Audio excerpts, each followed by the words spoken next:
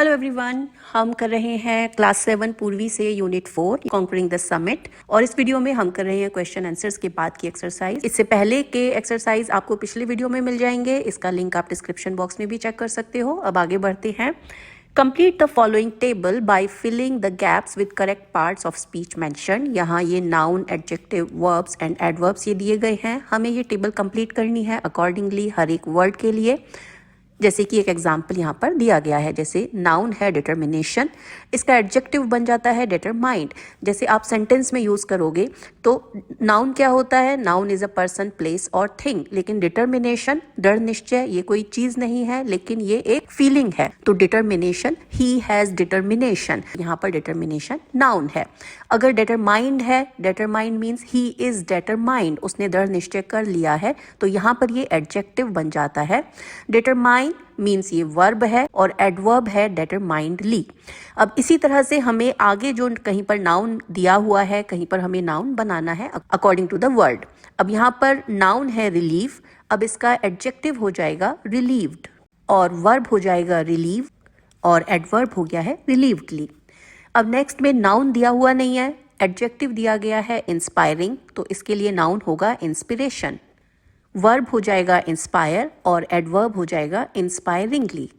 Next है resistance, resistance किसी का विरोध करना, ये है नाउन। एडजेक्टिव हो जाएगा रेजिस्टेंट, मीन्स अगर आप इसे सेंटेंस में यूज करोगे तो it will B she is so resistant, means वो इसका कितना विरोध करती है, तो ये एडजेक्टिव बन जाता है। वर्ब हो जाएगा रेजिस्ट और एडवर्ब है रेजिस्टेंटली। नेक्स्ट में नाउन दिया गया है सक्सेस, एडजेक्टिव हो गया है सक्सेसफुल। वर्ब हो जाएगा सक्सीड और एडवर्ब हो जाएगा सक्सेसफुली। अब नेक्स्ट सेक्शन पर आते हैं। थर्ड सेक्शन है study the highlighted words in the following sentence from the text. यहाँ कुछ वर्ड्स हाईलाइट किए गए हैं। Arunima made a vow that many would deem impossible, तो वाव से पहले यहाँ पर ए लिखा गया है, A wow. Her father was an army engineer, army A से स्टार्ट है ये वर्ड और इससे पहले एन यूज किया गया है। स्टैंडिंग एट द टॉप, अब तक आप समझ गए होंगे कि यहाँ पर हम आर्टिकल्स की बात कर रहे हैं, ए, एन और द।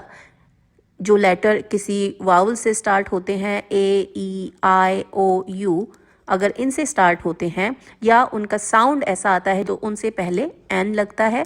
इसके अलावा बाकी जो वर्ड होते हैं जो कॉन्सोनेंट से स्टार्ट होते हैं उनके पहले ए लगता है।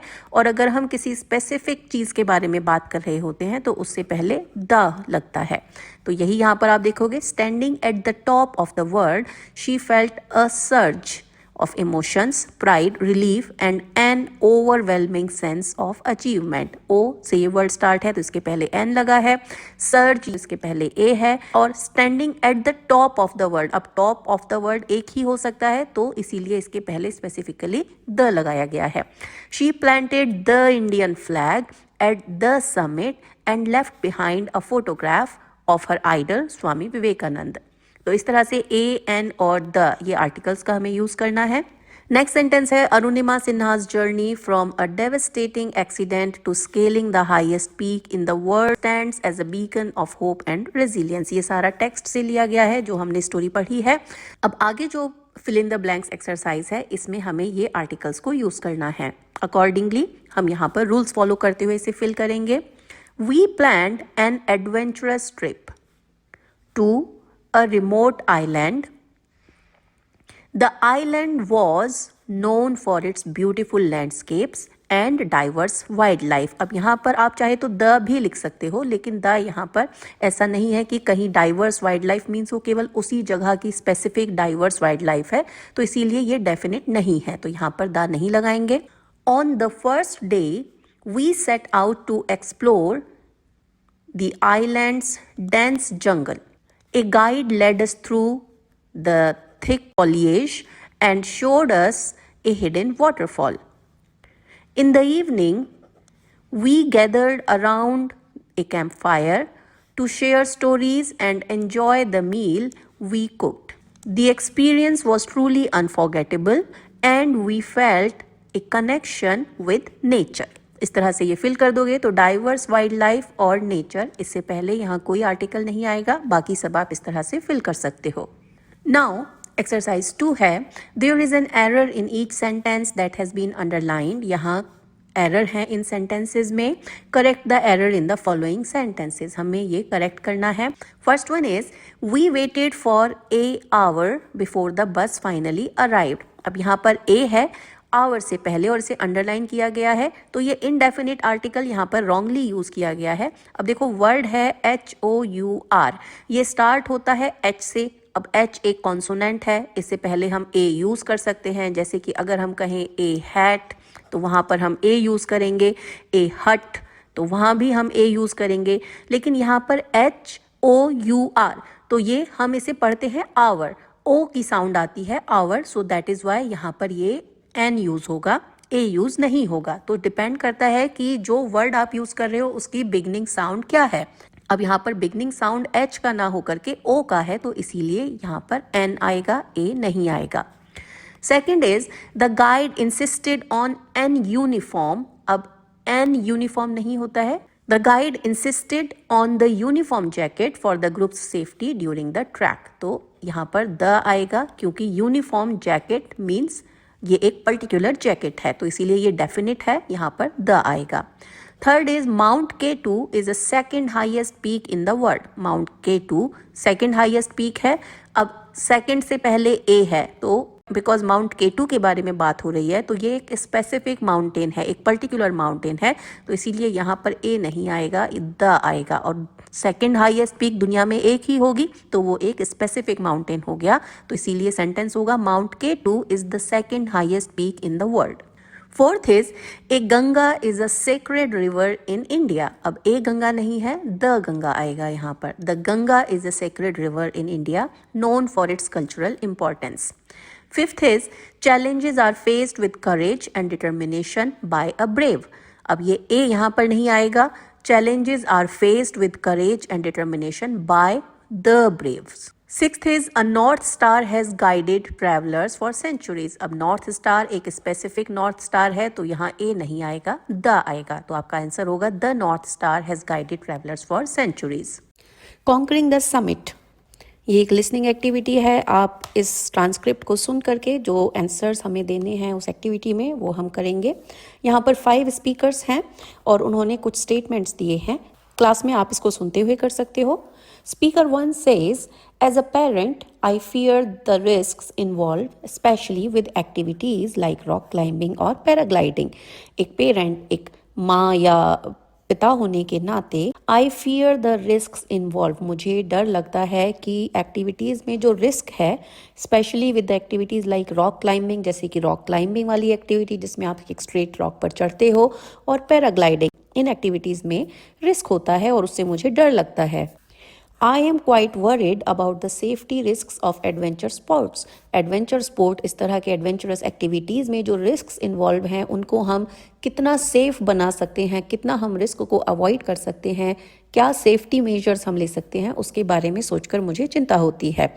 It is important to consider these risk before letting children participate. जो रिस्क इन्वॉल्व हैं, इन रिस्क को ध्यान में रखना चाहिए और क्या सेफ्टी मेजर लिए जा रहे हैं वो सब जानने के बाद ही हमें अपने बच्चों को इन एक्टिविटीज़ में पार्टिसिपेट करने देना चाहिए। स्पीकर 2 कहता है, adventure sports are thrilling. Adventure sports बहुत थ्रिलिंग है, बहुत उसमें रोमांच है। ऑल माई फ्रेंड्स अग्री, मेरे सारे दोस्त इसे मानते हैं। इट इज़ अमेजिंग, ये एक बहुत अच्छा एक्सपीरियंस है। It is not just about fun, ये केवल ऐसा नहीं कि आपको इसमें इंजॉयमेंट होता है, आपको अच्छा लगता है। It is about pushing your limits and experiencing something new, बल्कि ये इस बारे में है कि आप अपने आप को कितना पुश कर सकते हो, आप अपने आप को किसी नई इवेंट के लिए कितना ओपन रखते हो, और जो एक्सपीरियंस होता है वो कुछ अलग ही होता है। I think it's worth trying, of course with a trainer, और साथ में एक ट्रेनर लेकर के हमें ये कोशिश करनी चाहिए, हमें ये एडवेंचर स्पोर्ट्स ट्राई करने चाहिए। Speaker 3 says, as organisers of adventure camp, speaker 3 जो कि एडवेंचर कैंप्स का ऑर्गेनाइजर है, ऑर्गेनाइजर जो ये एक्टिविटीज़ अरेंज कराते हैं, we take safety very seriously, हम सेफ्टी का बहुत ज़्यादा ध्यान रखते हैं। Our team ensures all equipment is regularly checked and maintained. हमारी टीम ये श्योर करती है, ये ध्यान रखती है कि जो भी इक्विपमेंट यूज़ किए जा रहे हैं एडवेंचर एक्टिविटी के लिए, चाहे वो पैराग्लाइडिंग हो, चाहे वो राफ्टिंग हो, कुछ भी हो, तो उसमें जो टूल्स यूज़ किए जाएंगे वो सब सही टाइम पर उनकी मेंटेनेंस की जाए और ये देखा जाए कि ये सारे इक्विपमेंट ठीक से काम करते हैं. Participants are given thorough training and are always supervise by professionals. जो एडवेंचर स्पोर्ट्स में पार्टिसिपेट करते हैं उनको एक अच्छी ट्रेनिंग दी जाती है और उनको प्रोफेशनल्स, जो एक्सपीरियंस्ड लोग हैं, जो इन एक्टिविटीज़ को करते रहते हैं, उनके सुपरविज़न में रखा जाता है. वो उनका ध्यान रखते हैं. We focus on minimising risk while still providing an exciting experience. हमारा फोकस होता है, हमारा पूरा ध्यान इस पर होता है कि कम से कम रिस्क इन्वॉल्व हो और ज़्यादा से ज़्यादा एक्साइटिंग एक्सपीरियंस हो. Speaker 4 says, at our school, हमारे स्कूल में, we organize adventure camps with activities like trekking and zip lining.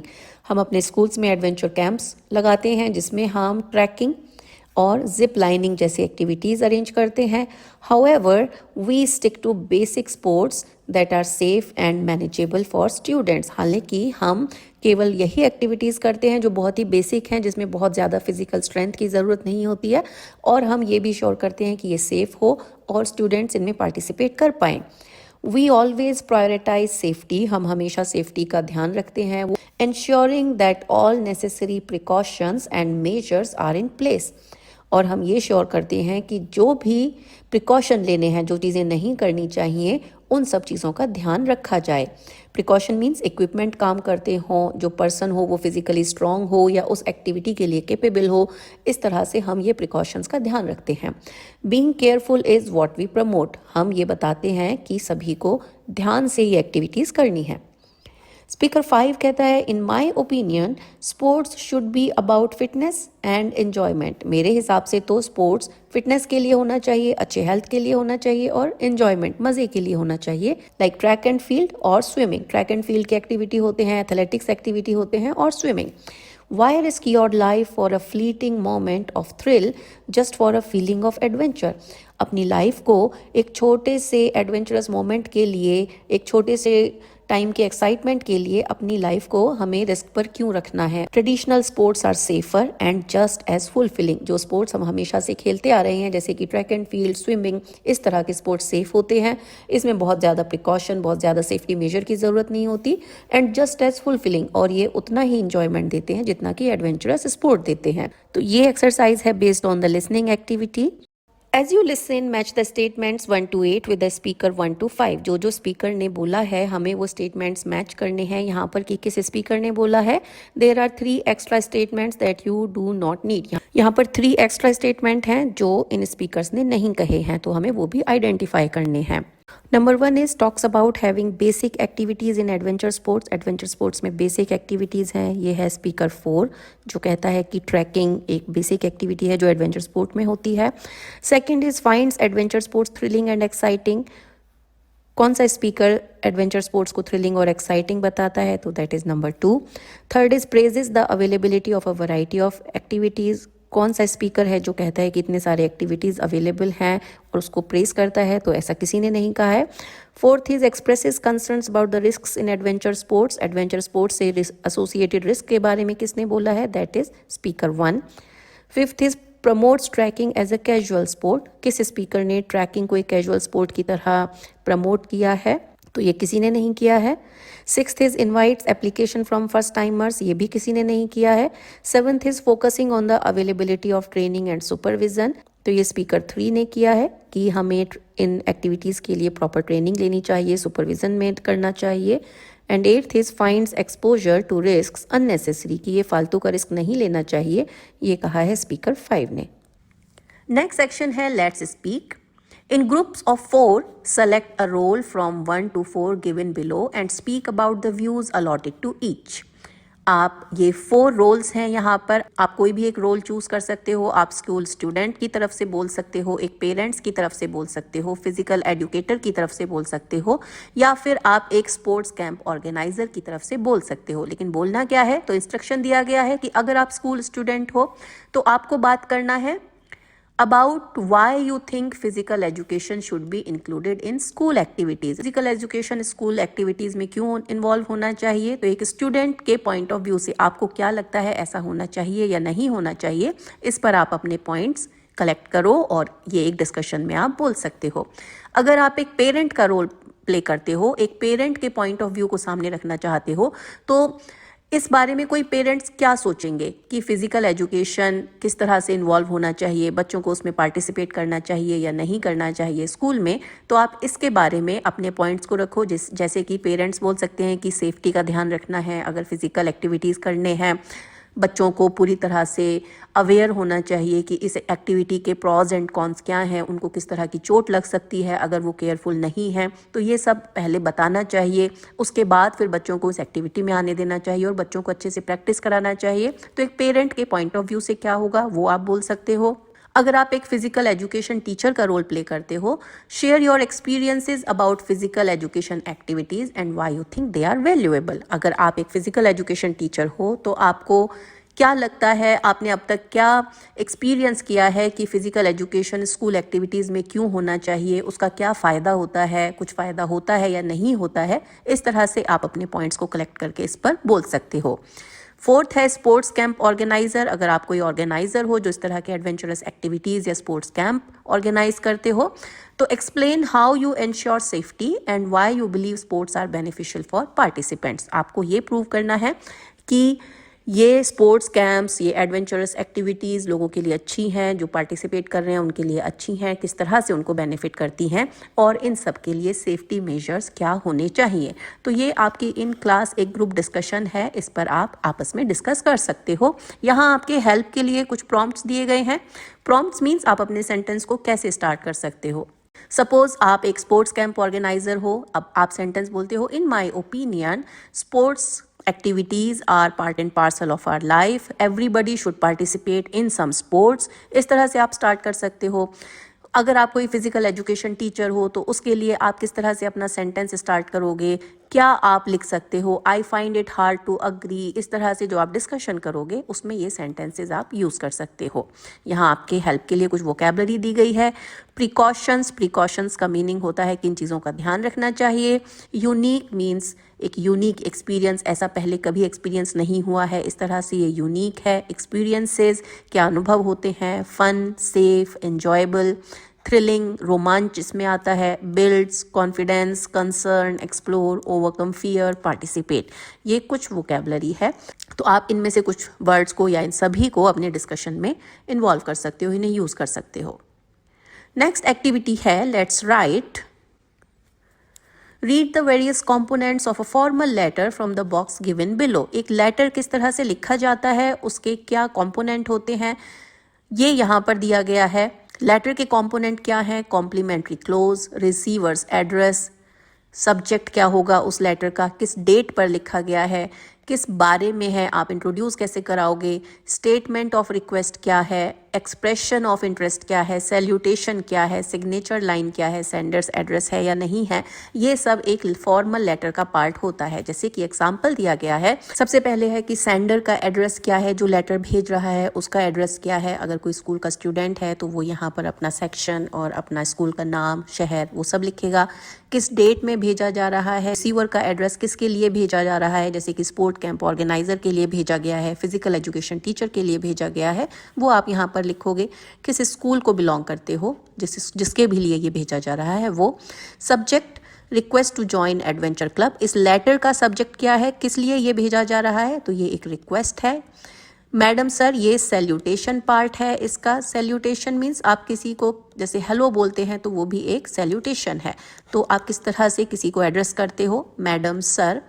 I am Shri Lakshmi, ये उस स्टूडेंट का इंट्रोडक्शन है, अ स्टूडेंट ऑफ ग्रेड 7C। अब ये इंटरेस्ट, अब यहाँ पर एक्सप्रेशन ऑफ इंटरेस्ट है कि उसको किस लिए ये लेटर भेजना पड़ रहा है। I am interested in adventure activities like trekking, hiking, rope climbing and exploring sites of natural beauty. अब उसका इंटरेस्ट ये सब है तो इसीलिए वो एडवेंचर क्लब ज्वाइन करना चाहती है। तो यहाँ पर उसने लिखा है I would love to be part of the adventure club of the school and participate in the adventure activities organised. And then straight यहाँ पर रिक्वेस्ट है, I request you to grant me permission to join the club. Yours sincerely, ये closure हो गया है श्री लक्ष्मी। अब signature line, ये श्री लक्ष्मी के आगे ये सिग्नेचर लाइन है, वो चाहे तो यहाँ पर अपना नाम के साथ में सिग्नेचर भी कर सकती है। Now, on the same lines, write a letter to the principal of your school requesting her to organize an excursion to a nearby hill station for grade 7 student of school. अब आपको एक letter लिखना है अपने principal के लिए, जिसमें आप प्रिंसिपल को रिक्वेस्ट कर रहे हो कि एक हिल स्टेशन की, एक पास के हिल स्टेशन पर एक स्पोर्ट कैंप या कुछ एक्टिविटी ऑर्गेनाइज की जाए। तो ये लेटर आप किस तरह से लिखोगे, ये एक एग्जाम्पल है किस तरह से आप एक फॉर्मल लेटर या रिक्वेस्ट कर सकते हो प्रिंसिपल से। सबसे ऊपर आप एड्रेस लिखोगे, डेट डालोगे और रिसीवर्स एड्रेस जिसके पास ये लेटर भेजना है, जैसे कि हम प्रिंसिपल के लिए लिख रहे हैं तो it is the principal of school. Subject, request to plan one day trip to Sultanpur national park Gurgaon. आप यहाँ पर अगर हिल स्टेशन या आपके स्कूल के आसपास जो भी कन्वीनियंट लोकेशन है उसके अकॉर्डिंगली ये प्लान कर सकते हो। ये सैल्यूटेशन हो जाएगा, sir madam, I am Shri Lakshmi, a student of grade 7B. I am writing this letter on behalf of my entire class to respectfully request you to organise a one day small trip to Sultanpur national park Gurgaon. This trip will be a very good opportunity to bond together and make friends along with exploring the nature. We can plan some sports activities near the Sultanpur Lake like a small trek or camping. The trip will also encourage teamwork and discipline among the participants. I kindly request you to consider our proposal and organize this small trip at your convenience. We shall be very grateful for your support and encouragement. And may thanking you, yours sincerely, your name. इस तरह से आप ये letter लिख सकते हो। Next activity है let's explore. यहाँ एक कॉलम है, एक स्पोर्ट का नेम दिया गया है जैसे कि snow skiing, trekking, camping, river rafting and scuba diving. किस एरिया में इस तरह की एक्टिविटी हो सकती है, preferred time of the year, साल के किस मौसम में, किन महीनों में ये किया जा सकता है, इक्विपमेंट रिक्वायर्ड, इनके लिए किन किन चीज़ों की ज़रूरत होती है। जैसे कि स्नो स्कीइंग है तो स्नो कवर्ड हिल्स इसके लिए चाहिए। Preferred time of the year कब होगा, अब स्नो होती है विंटर में तो it will be winter time. Equipment होंगे skis and ski suits. Trekking, trekking होता है ग्रास में, माउंटेन हिली एरिया में ट्रैकिंग होती है तो इसके लिए hills and grasslands. Preferred time of the year, किस मौसम में ये किया जा सकता है, स्प्रिंग में, ऑटम में, विंटर में। ऑटम विंटर से जस्ट पहले तो तब किया जा सकता है या विंटर के बाद में भी किया जा सकता है। और इसके लिए चाहिए पोल, एक स्टिक जिसके सहारे आप आगे बढ़ते रहते हो चलने के लिए, it is very helpful. Camping, camping grassy areas में हो सकता है, कब हो सकता है, स्प्रिंग में हो सकता है, ऑटम में हो सकता है। अब इसके लिए रेनी डेज में, रेनी सीजन में ये नहीं होता है, विंटर में भी किया जा सकता है in some areas. River rafting, river rafting होता है फुट हिल्स में या लो माउंटेन्स में, ऑल ईयर अराउंड। इसके लिए हमें क्या चाहिए, इसके लिए हमें चाहिए raft boat and life jackets. Scuba diving, ये होगा सी में। Preferred time of the year, this can be done all year around और इसके लिए चाहिए scuba suit, mask and fins. Exploration में नेक्स्ट है prepare and information booklet with fact sheets of 5 Indian mountaineers. 5 Indian mountaineers के बारे में आपको ये इंफॉर्मेशन निकालना है। उनका नाम क्या है, प्लेस ऑफ बर्थ क्या है, प्रोफेशन क्या था, अकॉम्प्लिशमेंट्स क्या हैं, उनको क्या अवार्ड्स ऑनर्स मिले हैं, क्या ट्रेनिंग उनकी हुई है और वो किस स्पोर्ट में हैं। तो 2 तो आपको यहाँ पर ही रेफरेंस मिल गए हैं, एक है बचेंद्री पाल, दूसरी हो गई है अरुणिमा। इसी तरह से आप बाकी 3 लोगों के बारे में भी इंफॉर्मेशन कलेक्ट कर सकते हो। तो ये एक्टिविटीज़ अगर आपकी क्लास में कराई जाती है वेल एंड फाइन, अदरवाइज आप प्रैक्टिस के लिए भी ये कर सकते हैं। तो इसी के साथ ये यूनिट फिनिश होती है, यूनिट 4 एंड्स। आई होप आपको समझ में आया होगा और अब इंग्लिश के नेक्स्ट वीडियो में हम यूनिट 5 स्टार्ट करेंगे।